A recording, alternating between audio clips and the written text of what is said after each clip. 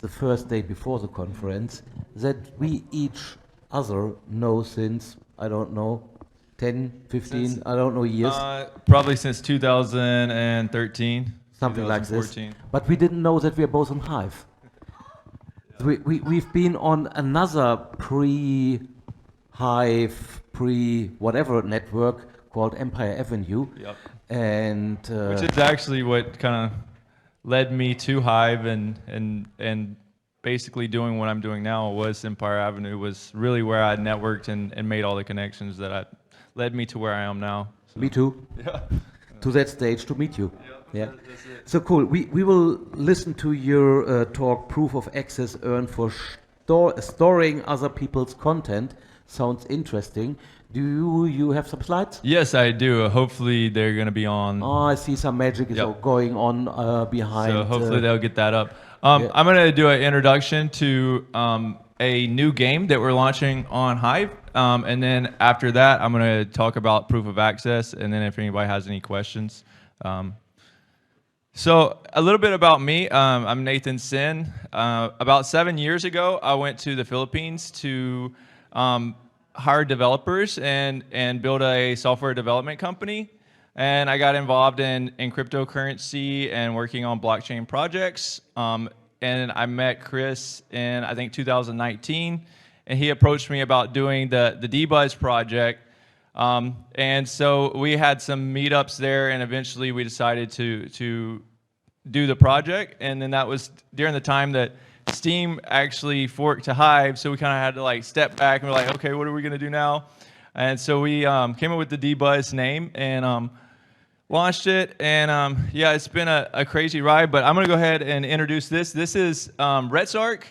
It's a new game. Do we have the video that we can? The clicker. Okay, I just press. All right, there we go. Yeah, so the name of the game is called Rosarito, and it's actually a story that one of my close friends, Craster Lou, wrote, and he designed these over 160 different characters. And so you can see some of his art here. And you'll notice in his art style, he uses these dot and line patterns in all of his art. You'll see it. So you know that all 160 of the characters were drawn by him over about a year period of time. And he's written a story and a book to go along with it, and he's still working on a lot of that. But we're developing a game that we're going to launch on Hive that will be part of this. So I'm going to go ahead and see if I can go to the next slide. Yeah, so this is Craster Lou. And if you'll notice, his name is Craster, and the name of the game is Rosarito. So if you actually spell his name backwards, it's Rosarito. So we kind of took a little inspiration from Craster's name for the name of the game. And this is the team that we've put together to work on the Rosarito game. We have a few artists and a game developer now that's working. I'm not sure if everybody's on here, hopefully. But yeah, I'll go to the next slide. So this is the card design. You'll see here there's different stats. And this is used to determine, you know, your attack and health and everything. So I'll go ahead and go forward. Yeah, so this is going to be one of the physical card designs, as we're doing physical and digital cards. And then we have the digital card, which is going to be used for playing on the mobile. So we made the stats a little bit larger on it. And yeah, like I was saying earlier, each one of the characters has their own backstory. So this is the actual, yeah, this is my favorite part. So this is actually the gameplay. So you see, the way it works is you select your deck of cards, and then you randomly are able to draw those, and then place them in the slot, and then they attack. And each round, you're able to bet. And it kind of works a lot like Splinterlands. You earn tokens by playing the game, and then those tokens that you earn, you're able to bet. So we have two different tokens, the ret token and Zark token. And ret token is what you actually earn by playing the game. And you can wager those ret tokens in wagered matches. And then if you want to cash out or go to an exchange, you have to convert it into Zark token. And then you can trade NFTs or buy more cards with the Zark token or sell it on the exchanges, but you can't go from Zark back to RET. And that's to prevent people from being able to actually gamble on their funds. They can only gamble their earnings. So this is going to be the alpha pack release that we're going to be doing. We don't have an exact time of launch, but we're hoping that maybe before the end of the year we'll be able to launch. But we want to make sure that we have a fully functioning platform and game, and that everything's ready before we actually launch any type of game packs. So yeah, with that being said, I'm going to go ahead and play the exit, and then I'll talk about proof of access.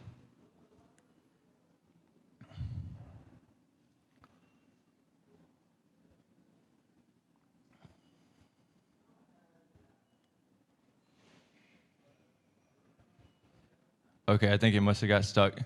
Anyway, we'll go ahead and go to the next, we'll go to the proof of access now.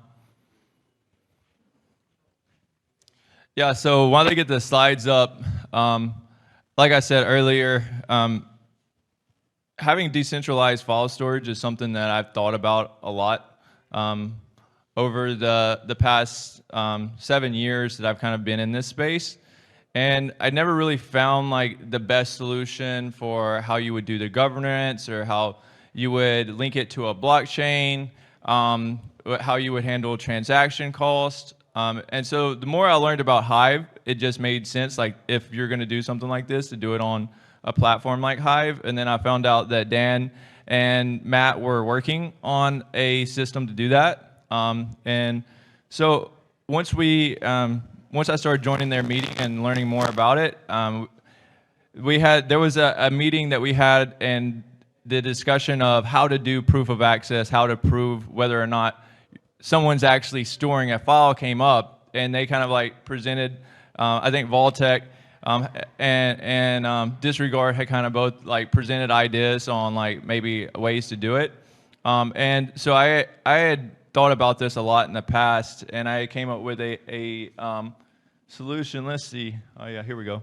So basically the way that, I'll try not bore everybody with the super technical stuff, but basically you have a validator node. And that validator node has a list of everything that people are supposed to be storing. And the way that it's going to work is Disregard system, Honeycomb, will plug into this validator proof of access code. And it will say that, you know, this storage node is supposed to be storing this file. Can you validate and see if that storage node is storing? And so the validator sends a request to the storage node with the CID, the identifier of the file that it's wanting to run a proof on. It also sends a random hash. And the random hash is used for the storage node to append onto the data that they're supposed to prove that they're storing, and then they rehash that file, and they send back the hash of that file. And with that hash, you can then fetch the file from the storage node and then run the same hash, and if the hash is matched, you know that they were storing the file. And we measure the time from sending the request to a response, and if that time is less than, you know, we're playing with trying to figure out exactly what the perfect time, but right now I think we have it set at like 1.5 seconds for a response. So you know that there's no way they could have fetched a gigabyte file or some huge file in that a period of time to actually fake a proof that they weren't actually storing the file. So you know, if they respond fast enough, then they were definitely storing the file and they have access to it. And so that, in short, is basically how proof of access. And so I was able to put this graph together pretty fast and make a working demo. But then the next 6 months was like, how do we do the synchronization? How do we get them to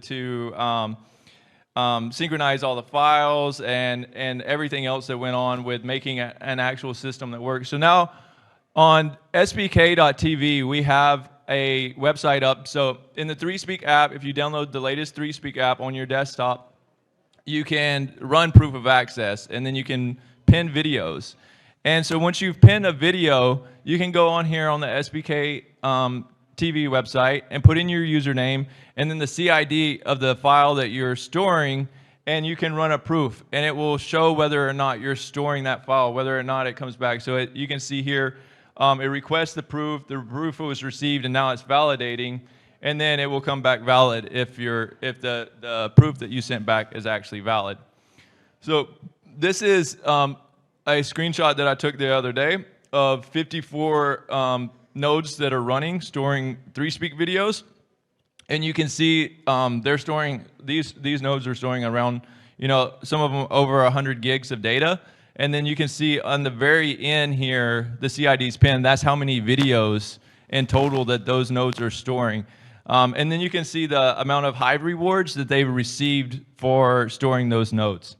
And you can see when they're last active. And so basically the way it works is we have these proofs here, and you have to provide 10 valid proofs before you get a reward. So we measure every time you provide a valid proof, you get a point on the leader on this metric here, and then once it hits 10, it triggers for a reward to go out. And so you can see the network size the other day was over 5 terabytes. I've seen it, go as high as around 7 gigs. And so that's just with providing, a few hundred Hive per month, and we already have that kind of storage and the amount of nodes that are storing. So this is the 3Speak app. If you download the latest version of 3Speak app and you go to settings and you can go to the proof of access, you just click start. It will fetch the latest code for proof of access and start up. And then you just select auto pin and how many gigs of data that you want to pin. And it will start pinning or downloading the latest 3Speak videos. And then you'll see it will say synced, and it will say, the name of your validator that you're connected to and how many gigs of data that you're storing.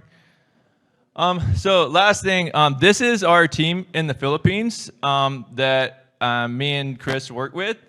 So we work on lots of different projects, but they're all very interested in learning more about Hive, and we do a lot of different hackathons and work around development on different projects. So a lot of these guys have joined the DBuzz team and are working on DBuzz now that we have funding from SBK or from the Hive proposal. And so, I think that's basically it. I just want to give a shout out to my team back in the Philippines for all the hard work and that they're doing. And so, if anybody has any questions, I would take some questions now.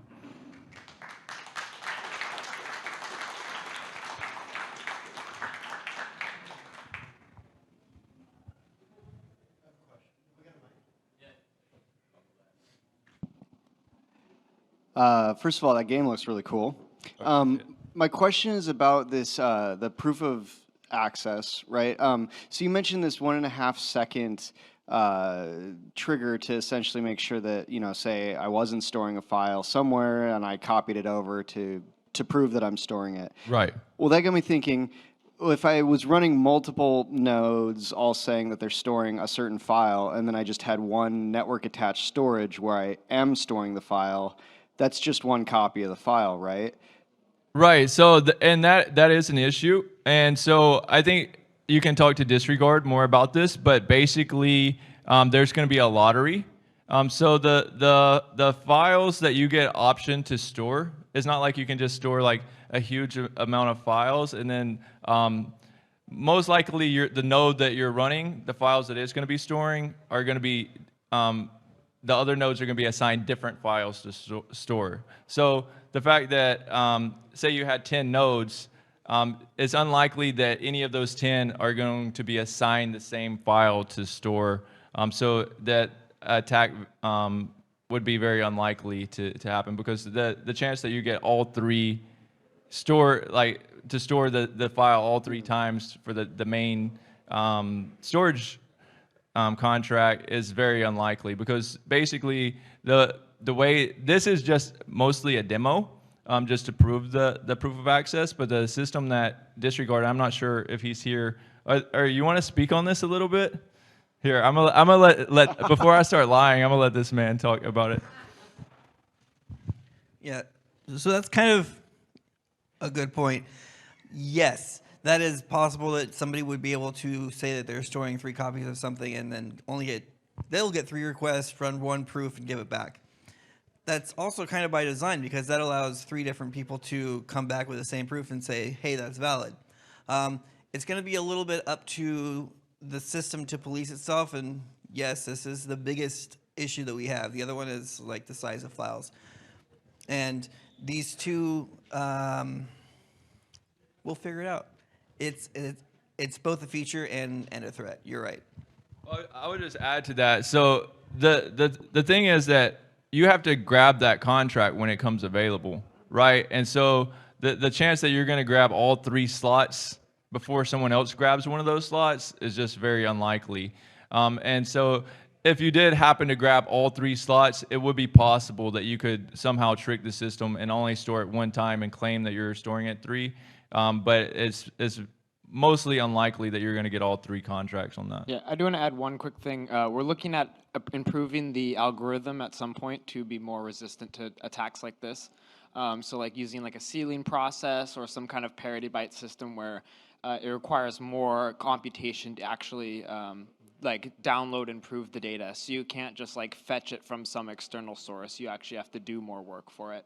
And that way we can kind of prevent situations where you just have a bunch of nodes that are pulling from the same like storage somewhere. Okay, All right. Any other questions? that's fine. All Thank right. you very much. All right, Your thank you. applause is coming. Thank you.